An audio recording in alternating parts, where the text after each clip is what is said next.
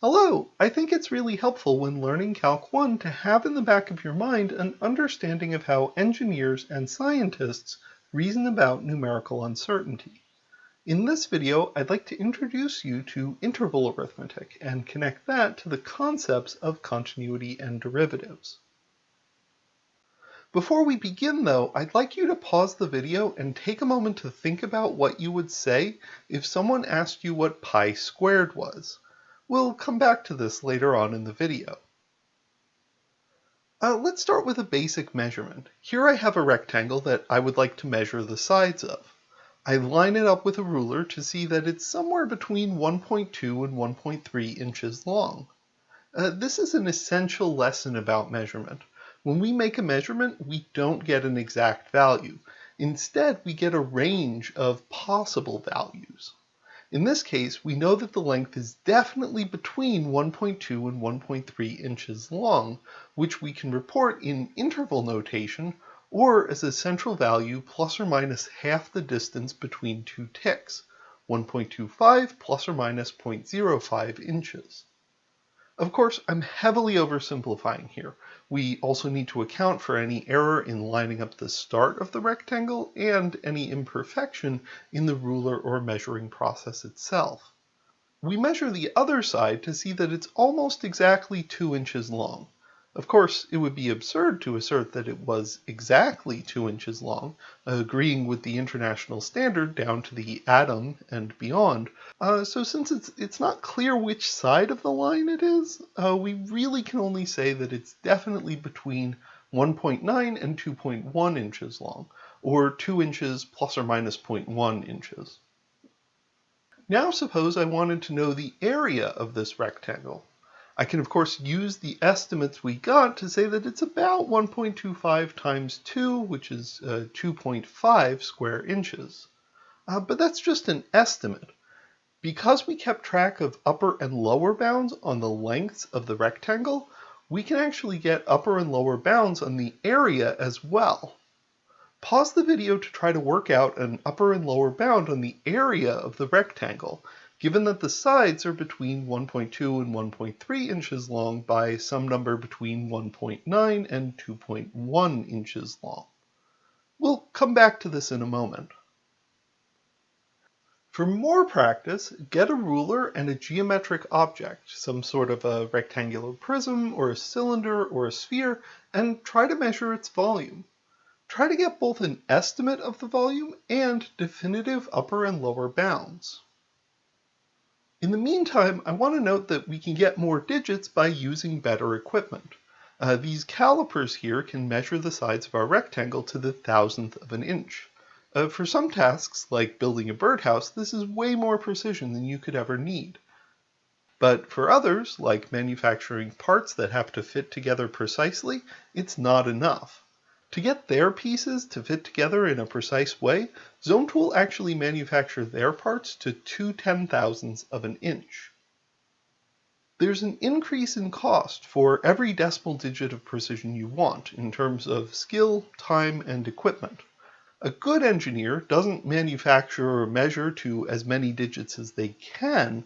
A good engineer keeps track of how precise each dimension needs to be and doesn't spend any time or money beyond that.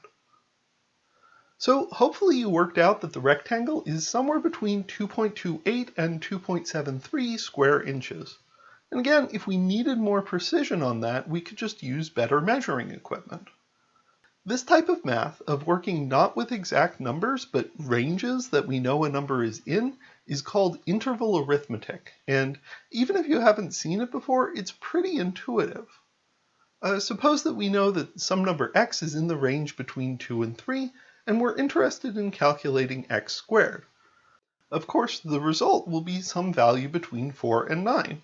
Sometimes interval arithmetic is as simple as plugging the endpoints into our function. On the other hand, if our function is decreasing, say we know that x is between 1 and 2 and we want 1 over x, the result will be between 1/2 and 1, where the upper bound on our input has actually switched to giving us a lower bound on our output, and vice versa. Another tricky thing that can happen is if the function turns around in our interval. Suppose we want to calculate the sign of the interval from 1 to 2. If we look at the graph here, the smallest possible value is the sign of 1, which is about 0.84, and the largest possible value is actually 1 at this maximum here. The sign of 2 is between those bounds, so we don't care about it. Interval arithmetic is used by some very fancy graphing calculators to produce highly accurate graphs.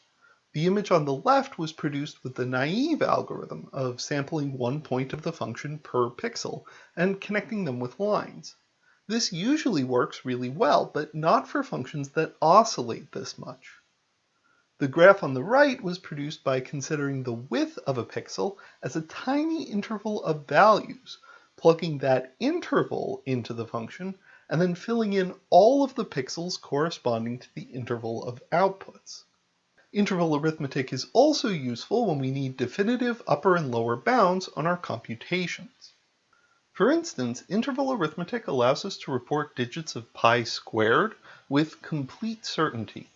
We know that pi is between 3.141 and 3.142, so we know that pi squared is definitely between those numbers squared. So it definitely starts 9.8, and the next digit must either be a 6 or a 7. We're not quite sure yet. If we wanted to know, we could just start with a better approximation to pi. We know that pi is between 3.1415 and 3.1416, so pi squared is definitely between those numbers squared. So it definitely starts with 9.869. We can be completely certain of those digits, and if we want more, we can get more, just by doing a bit more work. I can get you as many digits of pi squared as you want with complete confidence. Not just an approximation, but with complete certainty. Engineers often find themselves in a situation where there's some value f of x that they want to control, but they only have control over x. For instance, say you want to build a robot for launching darts at a dartboard. The value you want to control is where on the dartboard the dart lands, but the value you have control over is the angle that you launch the dart at. As a start, you're going to want to figure out the angle x such that the dart lands exactly at the center of the dartboard, such that f of x is the exact center of the dartboard. Here I have a graph of launch angle versus where on the dartboard it lands.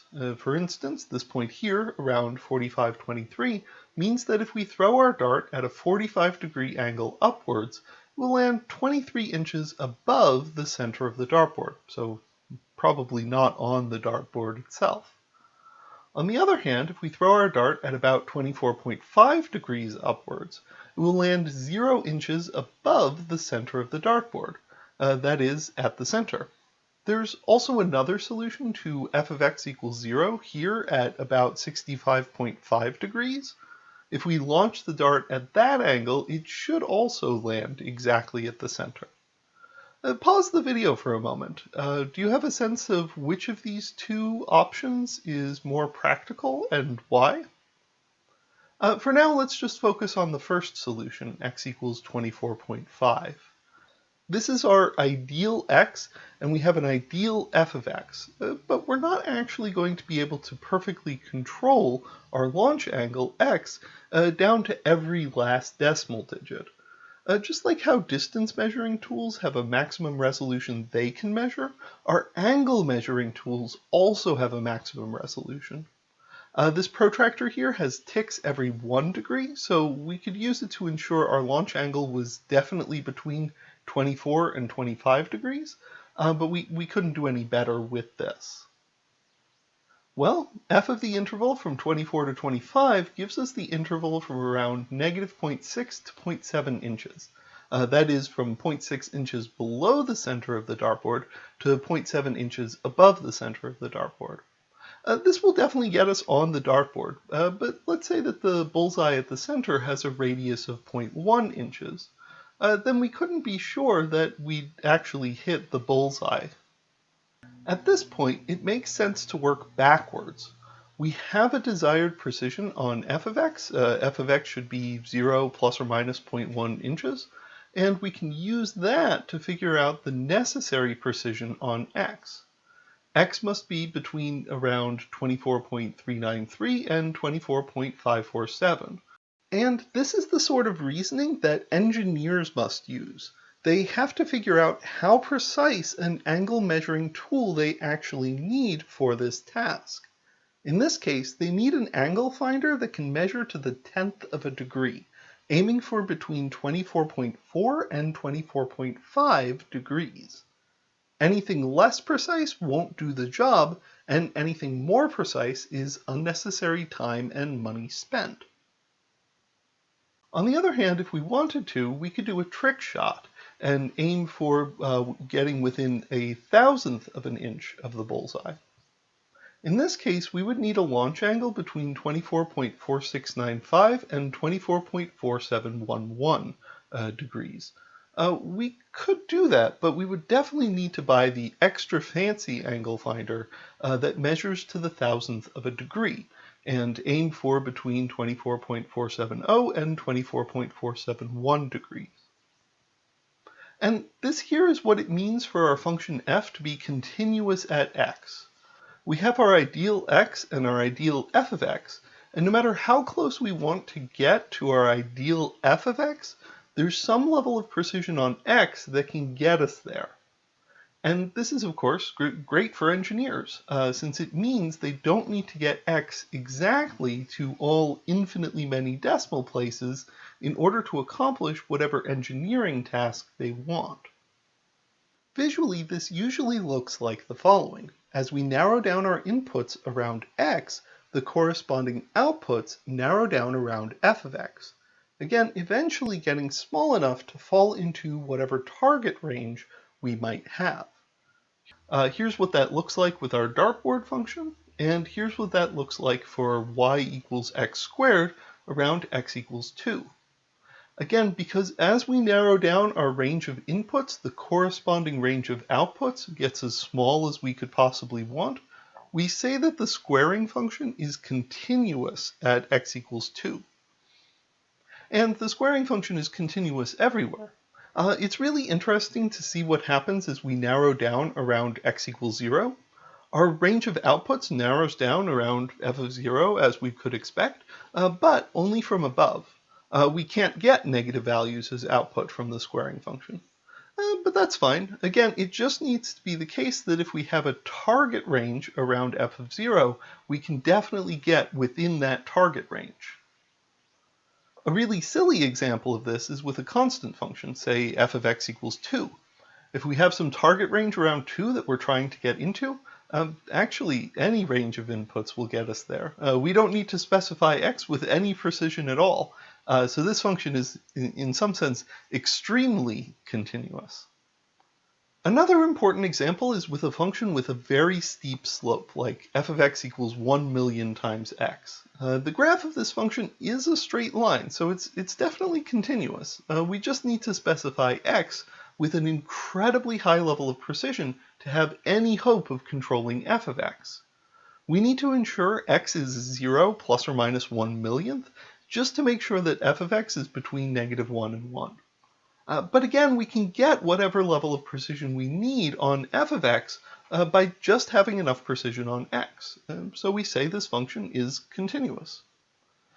It also helps to look at some discontinuous functions. Here I have a graph with a jump discontinuity at x equals 1. The value of the function jumps from 2 to 3 immediately. If we input 1 or some smaller number, we get a number close to 2. But if we input a number even slightly larger than 1, we get a number close to 3 instead. As we can see, as we narrow down our range of inputs, the corresponding range of outputs narrows down around both 2 and 3.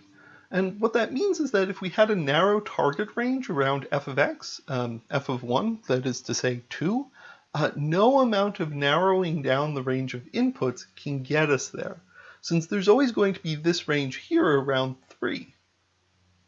An engineer can't aim for x being exactly 1 without the possibility of going slightly over and completely messing up the value of f of x.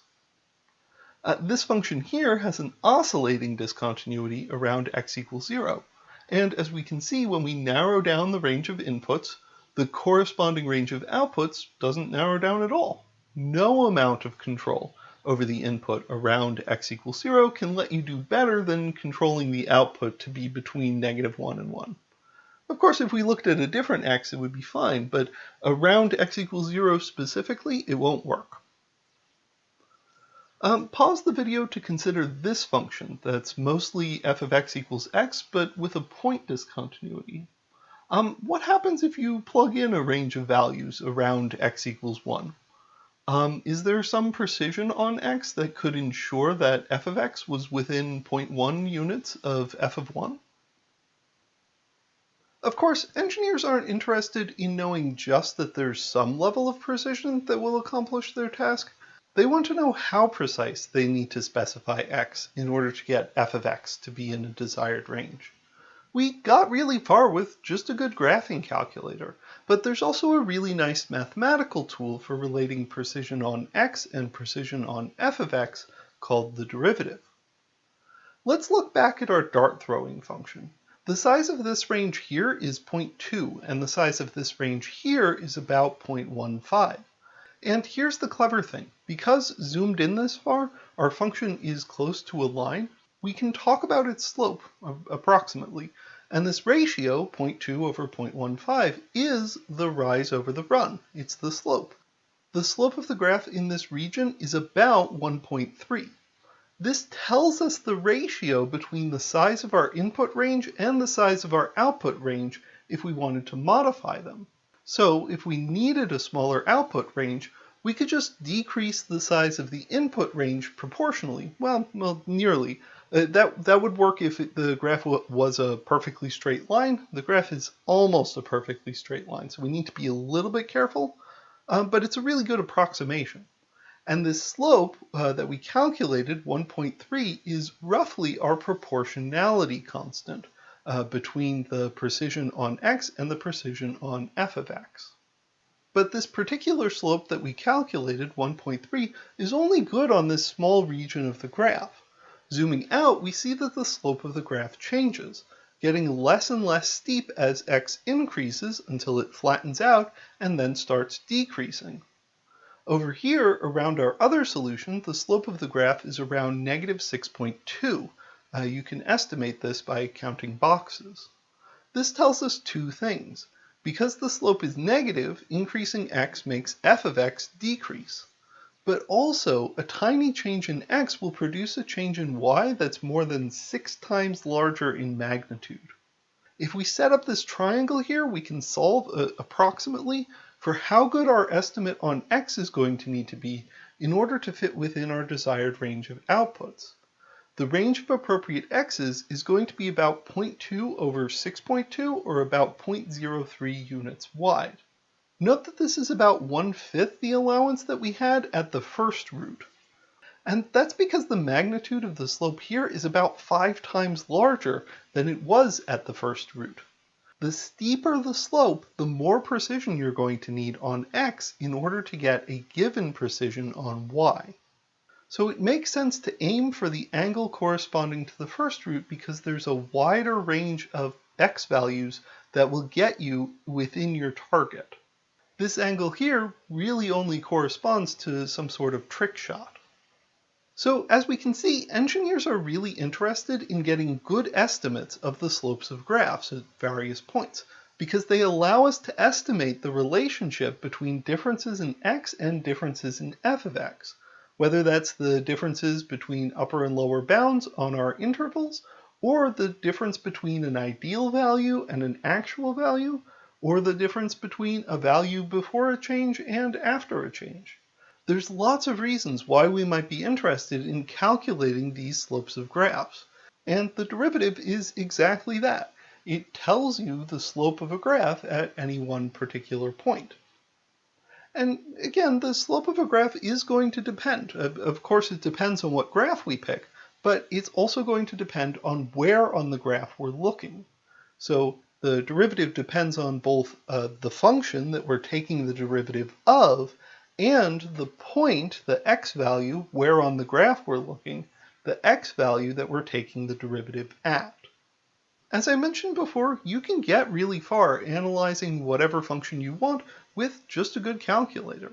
But what you'll find as you take your Calc 1 course is that the rules for calculating derivatives, slopes of functions, are, for the most part, actually not that bad, giving you another avenue for approaching all sorts of problems about functions. So, thanks for watching. I hope this video helped you appreciate how concepts like continuity and derivatives appear naturally in the work that engineers do, and how these concepts make sense from the perspective of interval arithmetic.